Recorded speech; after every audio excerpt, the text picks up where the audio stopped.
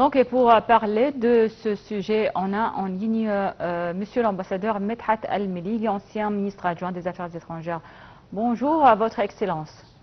Bonjour à vous.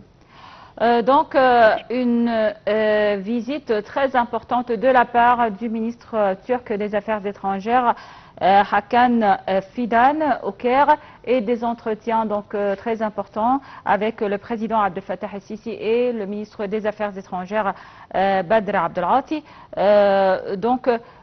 Comment vous évaluez le rétablissement des relations diplomatiques entre l'Égypte et la Turquie à ce stade?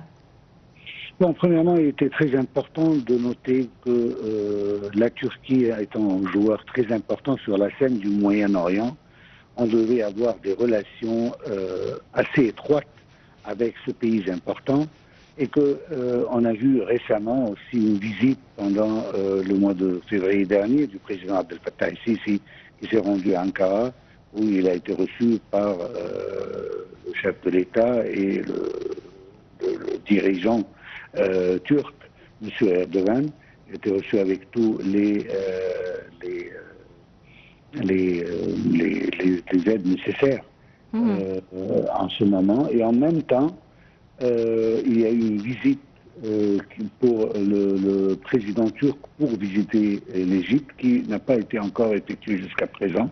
Du coup, la visite vient maintenant dans un moment, la visite de M. Fidan vient dans un moment très important, étant donné la scène régionale qui brûle de plusieurs côtés, que ce soit sur le front palestinien ou avec le Liban ou les Houthis.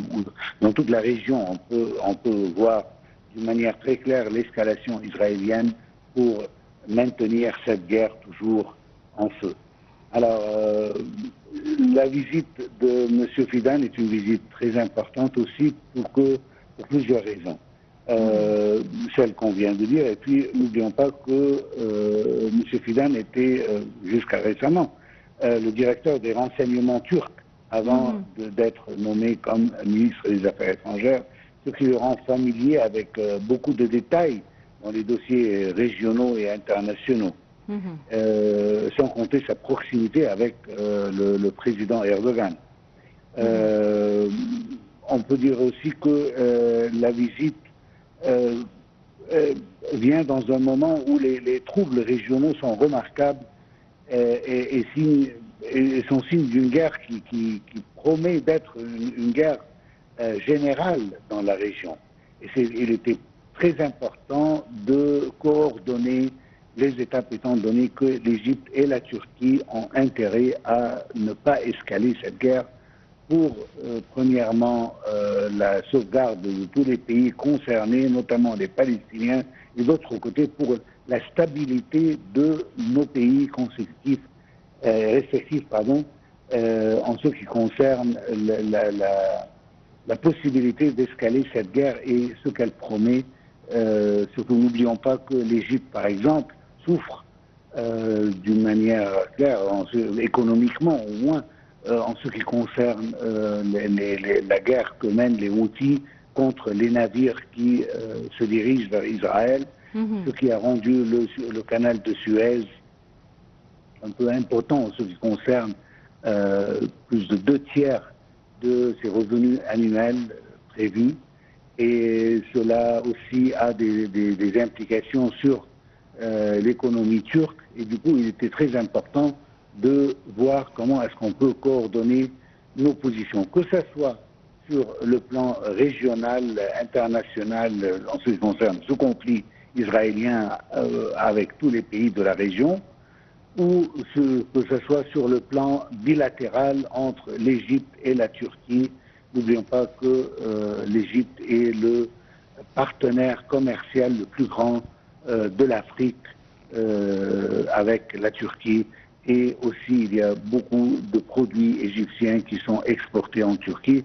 Outre, il y a un intérêt à avoir des relations très étroites sur le plan économique pour le bien-être des deux pays. Monsieur l'ambassadeur, donc, lors de la réunion, le président Abdel Fattah el-Sisi a martelé que l'escalade régionale ne devrait nullement entraver l'accès de l'aide humanitaire au peuple palestinien dans la bande de Gaza. Alors, comment ou dans quelle mesure la coopération et la consultation politique et diplomatique entre l'Égypte et la Turquie peut donc aider la cause palestinienne, que ce soit sur le plan humanitaire ou sur le plan diplomatique? Bon, l'Égypte, de son côté, a toujours, depuis le début, a toujours souligné que le peuple palestinien ne doit pas souffrir avec les politiques de famine israélienne ou la politique d'empêcher l'entrée de toute aide, que ce soit humanitaire ou médicale, pour le peuple palestinien. Et malgré que l'accent a été toujours mis et souligné sur ce point de vue égyptien, mais Israël continue à faire ce qu'elle continue à faire, avec ce qu'on a vu depuis plus de 300 jours aujourd'hui en Pars. Cela dit, l'Égypte n'a pas arrêté aussi d'avoir des contacts avec tous les joueurs sur cette scène pour essayer de convaincre Israël de la nécessité d'avoir que même si la guerre israélienne continue, cela ne doit pas être sur la dépense du peuple palestinien innocent, inarmé, qui souffre à cause de cette guerre. Malheureusement, que les pays qui peuvent le plus arrêter cette guerre et convaincre Israël de le faire, et je parle ici d'une manière claire des États-Unis et des pays occidentaux de l'OTAN, tous ces pays-là n'ont pas vraiment joué le rôle attendu d'eux.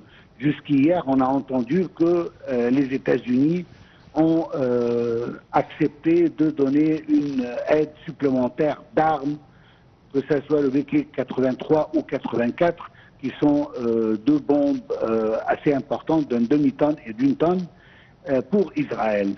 Cela, je pense, aide à escalader la guerre et pas à calmer Israël, de ne pas continuer cette escalation. Ce qui est fait des États-Unis, malheureusement, un complice et non un agent qui peut apaiser cette guerre, mais un complice israélien plutôt.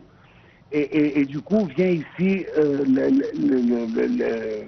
la pensée israélienne de pouvoir continuer cette guerre sans aucune limite, étant donné que les États-Unis, qui sont le fournisseur principal de tous les armes israéliens, est toujours en ligne et toujours prêt à donner d'armes supplémentaires et originales.